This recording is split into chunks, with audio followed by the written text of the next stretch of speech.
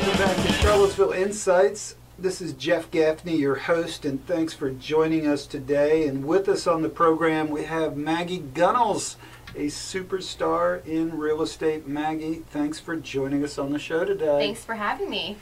So we like to kind of give people, our listeners, like to know a little bit about the background. So could you kind of tell us a little bit about where you're from, where'd you grow up, kind of those vital information details? Tell us a little bit about yourself. So I grew up in Herndon in Northern Virginia, and my folks decided to move down to Charlottesville in 2001. They got sick of the traffic, and we moved down and never looked back. And where'd you go to high school? I went to Fluvanna County High School for 2 years. I was able to graduate from college in 3 years because of all the credit I got from Fluvanna County High School. And then after college, my husband and I, or my boyfriend at the time, we decided to come back to Charlottesville. Knew it was a good place, or we thought it was a good place to get our feet underneath of us, and then we decided there's no better place. So we stayed. Charlottesville is awesome, and once you live here, it's hard to, especially if you've spent a number of years in Charlottesville, it's tough once you get attached to this place and then you find yourself going somewhere else. You get so homesick for Charlottesville. You do. When I was younger, in my early 20s, we used to think, oh, we'll go to California, we'll live in California, or some place that seemed exotic. And then every time we'd go visit, I find myself coming back thinking, no, nothing's better than this. That's funny because my two favorite places on the planet are San Diego and Charlottesville. They're so different. Yes. I spent a significant amount of time in a previous career.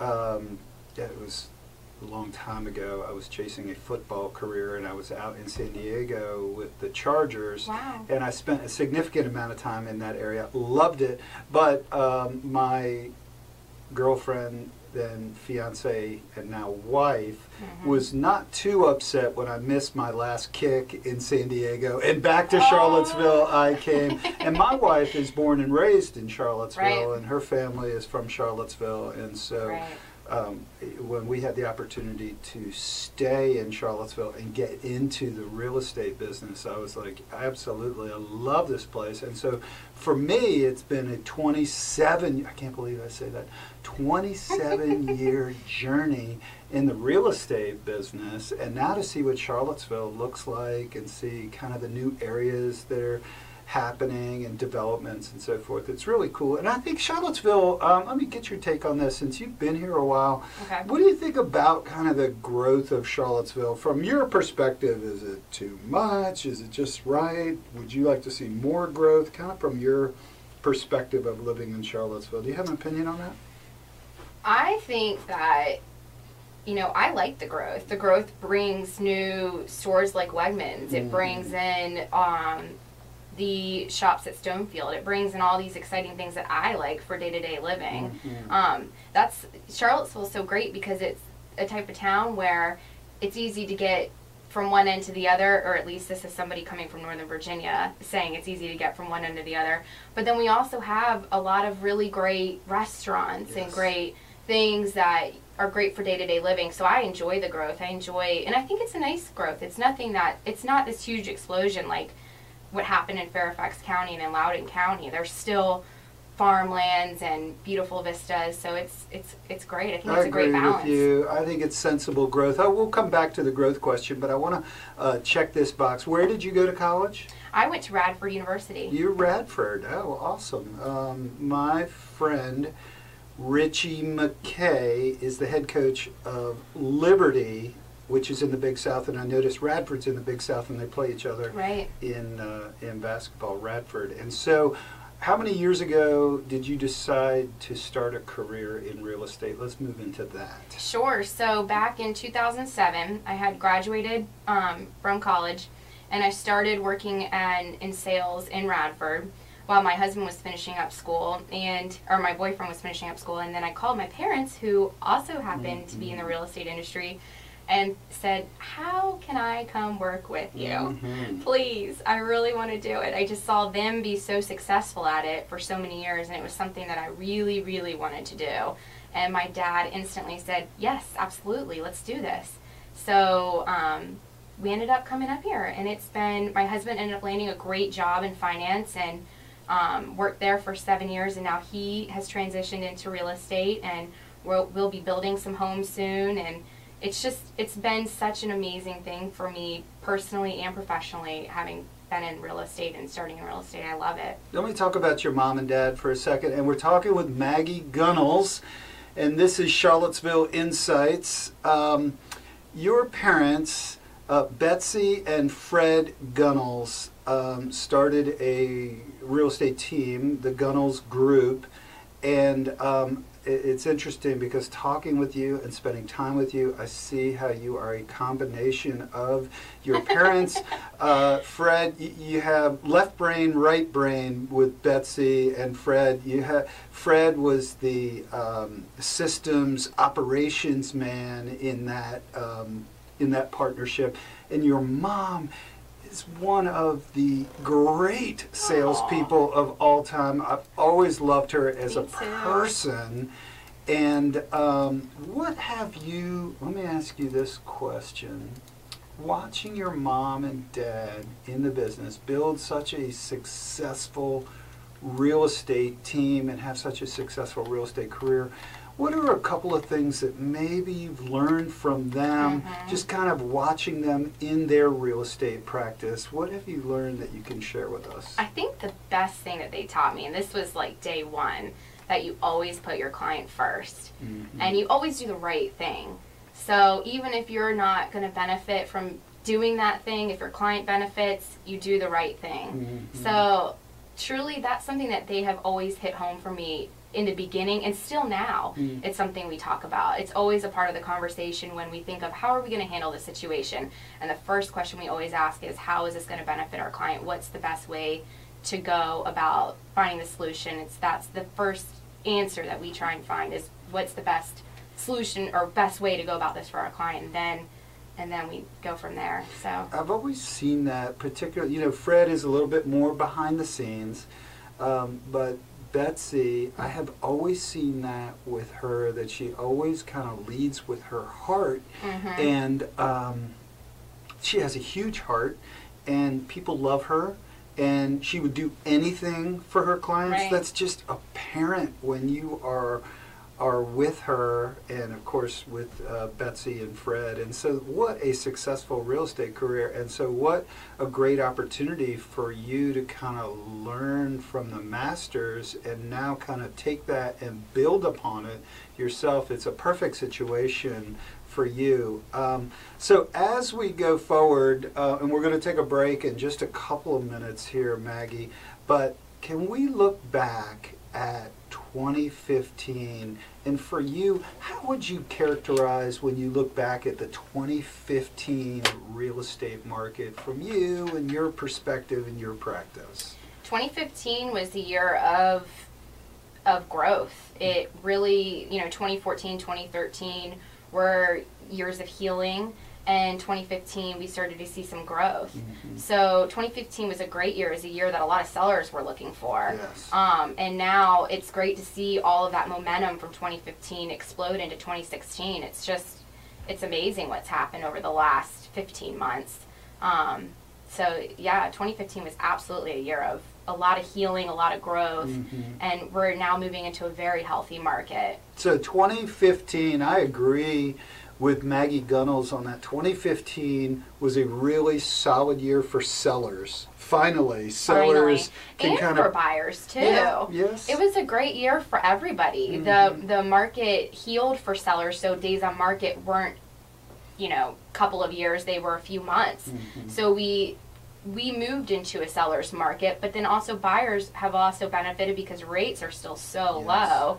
And yes, the prices have started to come up in certain markets, but they're still affordable. There's still great inventory out there for buyers, so it's an excellent time for people to both sell and buy. That right there, we're talking with Maggie Gunnels, you captured 2015, the uniqueness that it's a great time to not only sell the home, because a lot of homeowners have been upside down in the last 5 or 6 years. Right. And now as homes have appreciated, sellers can now get out of homes that they were kind of trapped in. So for sellers, Right. it's been good news. But for buyers, as you hit on it, there's still, in certain areas, some really good inventory to choose from. And if you work with the right realtor, It's so true. The right realtor. if you work with the right realtor, you can find a really good home, but you got to really have a realtor who is the right realtor. They know how to get you that house. But the other thing that you mentioned, interest rates are phenomenal. I know it's a little bit harder to get a loan than 2004, 5, and 6, but if you just kind of erase those from the memory bank and focus on now, it's not that hard to get a loan if you have your act together. If you have your act together, you've got decent credit, you pay your bills on time, and you've got an income, you should be able to buy a house. If you don't have your act together, you can still get it figured out and talk with a lender and be able to correct some of those things maybe on your credit report that you need corrected, and then voila, you can buy a house. So absolutely, it's a good thing what's happened over the last 9 years. We needed this to happen because now the market, we've had all these quality loans put back into the market, and is now that's why our market's so strong right now. We've had a lot of quality loans and a lot of cash invested into the market. Yes. So it's just been the perfect storm for a good market moving forward, at least for the foreseeable future. This is Charlottesville Insights. We're going to take a break. We're going to be right back with Maggie Gunnels. We're going to talk about the 2016 expectations. We're going to talk a little bit about what you need to do to sell your home if you're thinking about selling your home, and then we're going to flip that over and talk about how to buy a home in 2016. Charlottesville Insights. We're going to take a break and be right back in just a moment. Now I know why you chose her as a guest. You're killing it. You're slaying it. You Really? really are. Oh my God, you're so sweet. And welcome back to Charlottesville Insights. This is Jeff Gaffney, your host. And with us on the program today is Maggie Gunnels. Maggie is a superstar for Better Homes and Gardens Real Estate 3. And Maggie, we're so excited to have you on the show. We want to talk about the market here and now, because I think a lot of our listeners don't understand how incredibly hot the real estate market is now. From your perspective, give us the snapshot of here and now. What do you think? The market's strong. The market's strong for sellers. The market's strong for buyers. It's a good market right now. Yeah.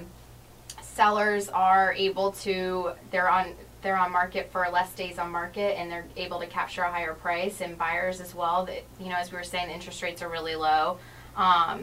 So yeah, the market's really good right now. Let's talk about our seller clients for a second.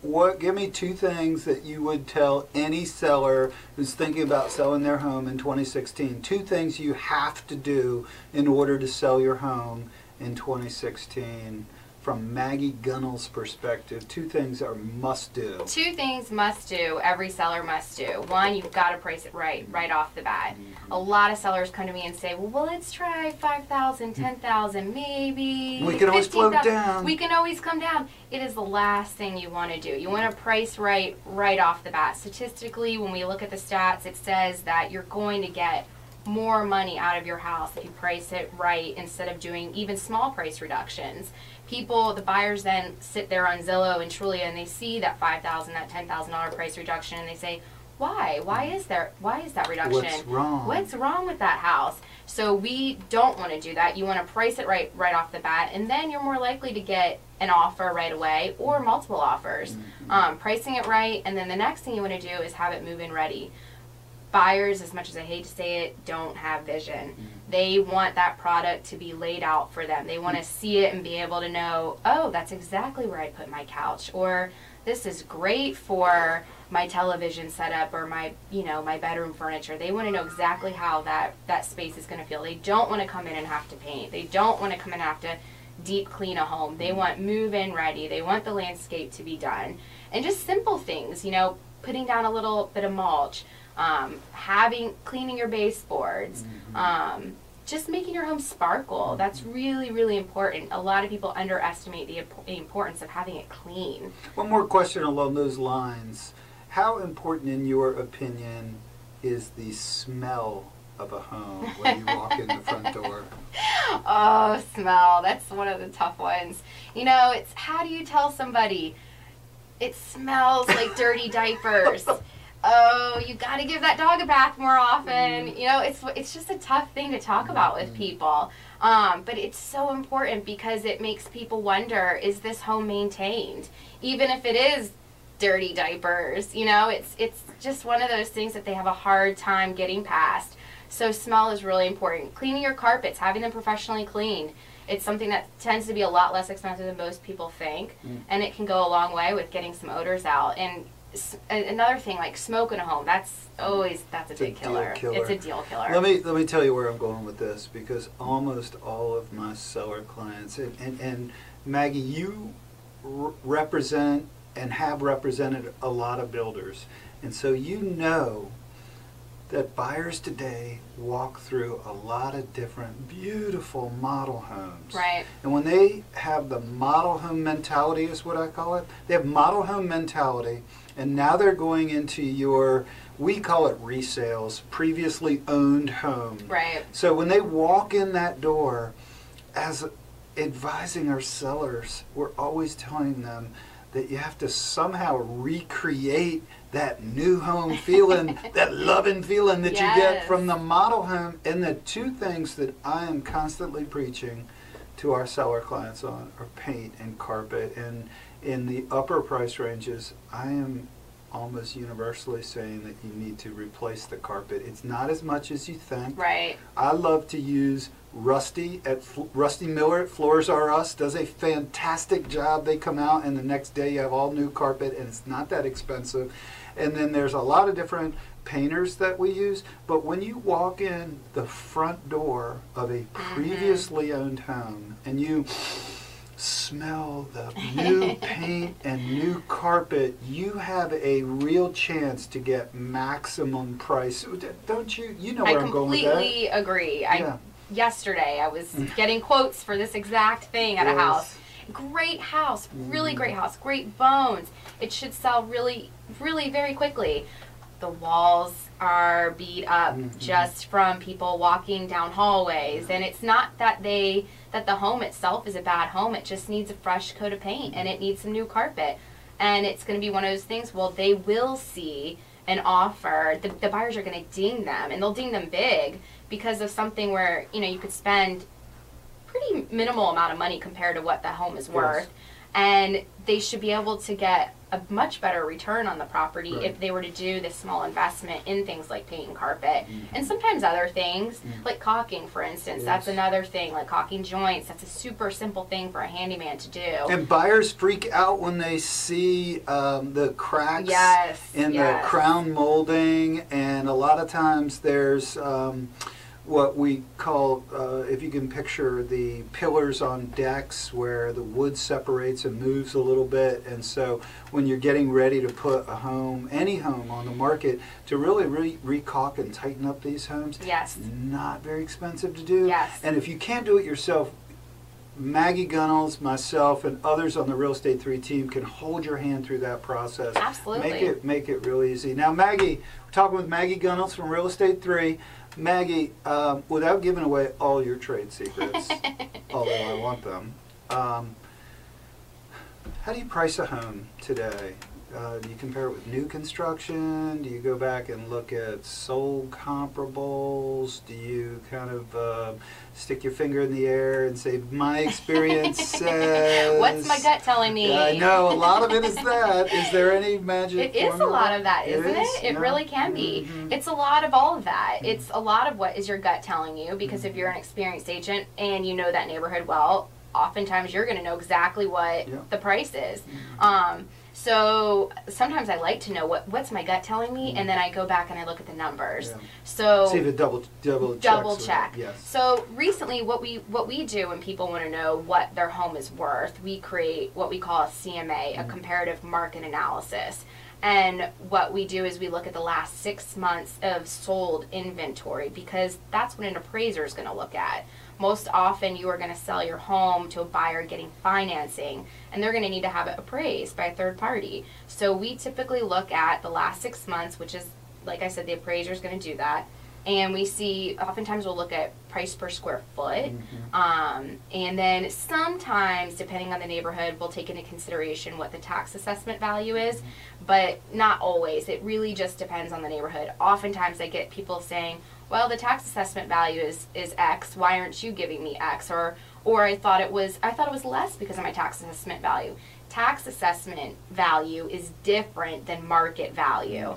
So we really need to focus on market value, and we do that by looking at the sold data. What are buyers willing to pay for? What have they been previously willing to pay for a piece of property? And then that gives us a great indication of what the next buyer is going to pay for this property. Let me repeat that for any of our listeners. The one key phrase that you need to know is, what is your price per square foot? The buyers today, they know the math.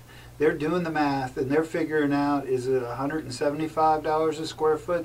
Is it $200 a square foot? Or are you a really good deal and offering $150 a square foot? Sellers, do the math and know where you stand on the price per square foot basis. Maggie, the show is almost coming to an end here, and I have 2 more questions. I'm probably not going to get to them both. Talk to me about investment property. We have a ton of investors that are moving into this market. Are you working with them, and what are they buying? I am. I think real estate is a great way to create wealth for someone. Right now, for instance, I have a client that bought 2 townhomes. They spent $150,000 roughly on each townhome. They're going to be able to get a return of around $1,200 a month on each townhome. And the reason they did this was they were tired of the stock market. They wanted something that was a little bit more stable. So not only are they able to capitalize on that monthly return, they also have that yearly price appreciation, which we see around 3 to 6% depending on the year. So it's a great way to build personal wealth, even if you don't have the cash.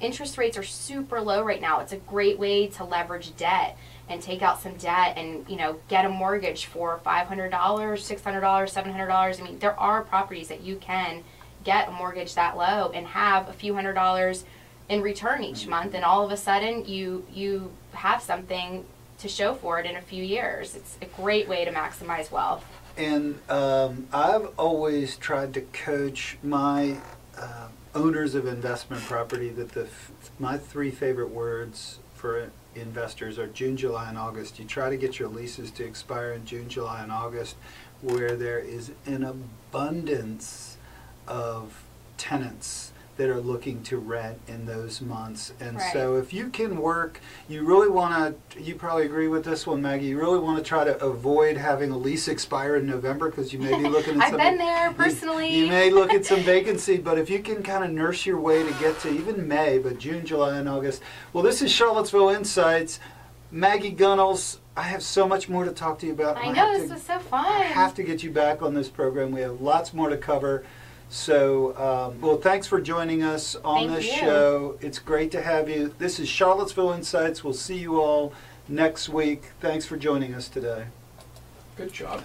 I totally fouled that up. I'm so sorry in the beginning. I completely forgot the question for a second.